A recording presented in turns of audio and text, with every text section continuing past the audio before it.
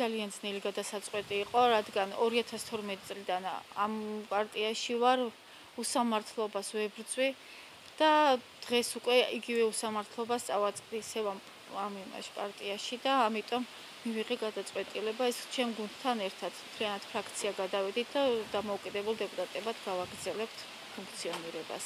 პარტიას დატოვეთ ალბათ. არა, პარტია არ დაგვიტოვებია ამ ეტაპზე. დღესდღეობით ჩვენ არ ვიცით ახალციხეში ვინ არის პარტიის თავმჯდომარე. ყოყრილობა და ყველა დეპუტატი იყო მიწვეული და ჩვენ ახალციხის საკრებულო არ ვიყავით მიწვეული. მე პირადად ლევანს უჭერდი მხარს, იმიტომ რომ მინდოდა უფრო სიახლე და უფრო მეტის გაკეთება, ვიდრე აკეთებდა პარტია, თუმცა შევცდი ამ არჩევანში, მაგრამ ჩემი გუნდის მეტი წილი უჭერდა ნიკა მელიას მხარს და ალბათ ვფიქრობთ, რომ მიზეზი უფრო ეს უნდა იყოს.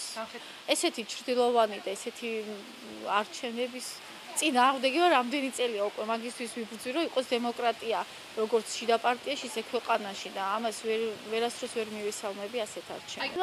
ამ ეტაპზე ჯერ არ დაგვიტოვებია პარტია. და ველოდებით რა გამოხმოურება მოყვება და რაში ვართ დამნაშავეები, რომ არ გვეხმიანებიან, აი ამ პასუხს ველოდებით.